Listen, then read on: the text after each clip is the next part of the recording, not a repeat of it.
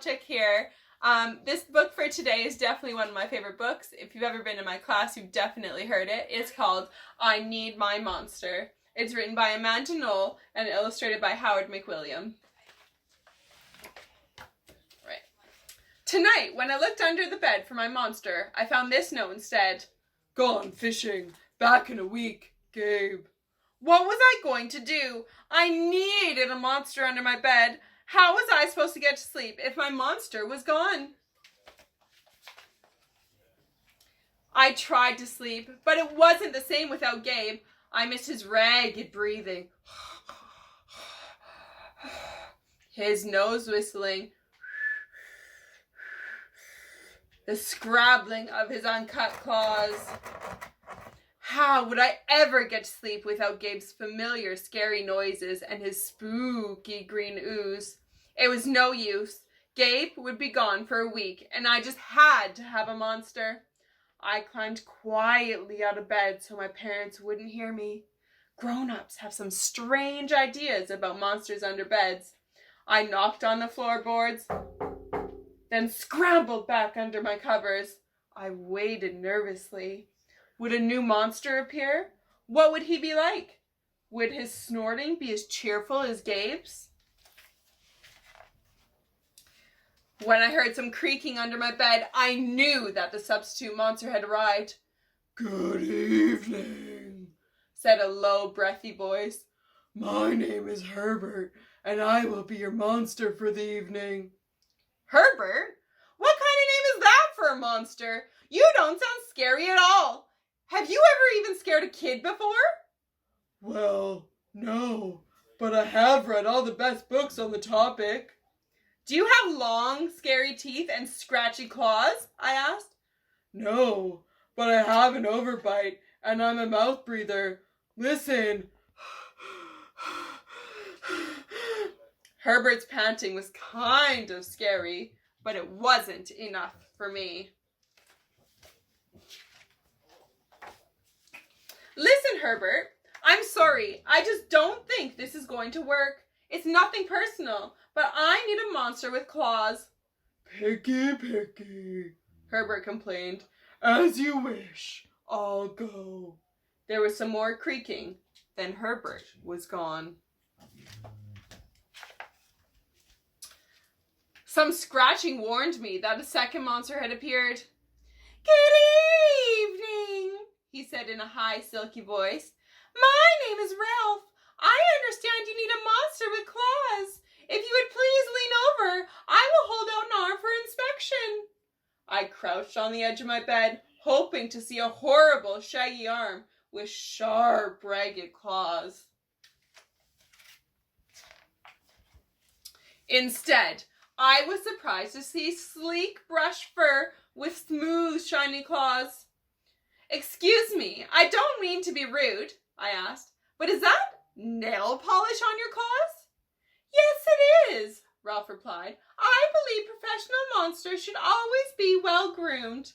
I could tell that this was not going to work either. I'm sorry to disappoint you, Ralph, but I need a monster with scary claws. Like Gabe's, I thought. I heard some more scratching, and I knew Ralph was gone. A minute later, a third voice from under the bed rasped, Check out these claws, kid. I gathered my courage and peered over the edge. The claws were impressive, jagged and dark and razor sharp. So far, so good. I was a little nervous. Could you stick out your tail? I whispered. Sure, but don't get scared. I peeked through my fingers at the slimy tail slithering over the foot of my bed. That's when I noticed the bow. Are you a girl monster? Of course I am, she snapped. I'm Cynthia. Do you have a problem with that? Yeah, I do, I admitted. I definitely need a boy monster. Boy monsters are for boys, and girl monsters are for girls. Everybody knows that. Well, aren't you a picky one? She sniffed, and then she was gone. Was I being too picky? No. I knew that my monster needed to be well-clawed and menacing. The whole point of having a monster, after all, was to keep me in bed, imagining all the scary stuff that could happen if I got out. Then I heard a shuffling noise and some slobbering. A fourth monster was under my bed. Oi, the name's Mac. One look at his claws proved that Mac was big. He was a scruffy boy monster. I shivered. Oh, maybe this one would work. Those are excellent claws, but do you have a long tail? I leaned over to see. No, but my tail is stumpy, Mac slurped. but I do have an unusually long tongue. Why would I ever be afraid of a long tongue? I asked. Oh, I don't know, He said, trying to sound terrifying. You never know when I might lick you. I fell back on the bed laughing. Ah! Well, if you're not even going to try to work with me, Mac whined. I held in my giggles. I really don't think you should send me away, He warned.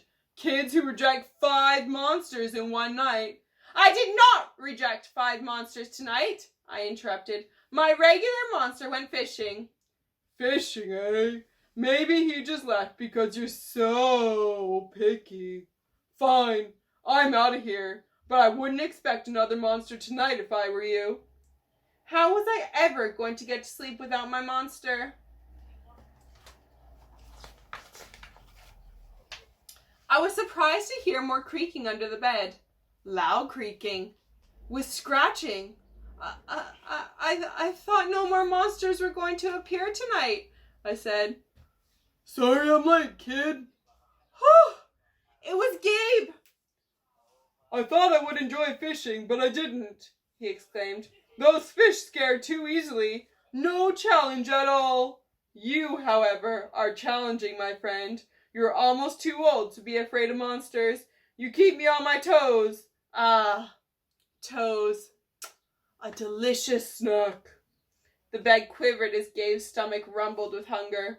Now, if you don't mind, I'd like to start the evening off with an ominous puddle of drool. I peeked over the edge of the bed. Green ooze spread soundlessly from underneath. Then the bed trembled as Gabe unfurled his spiky tail. He was daring me to guess where he might pop up. I shivered.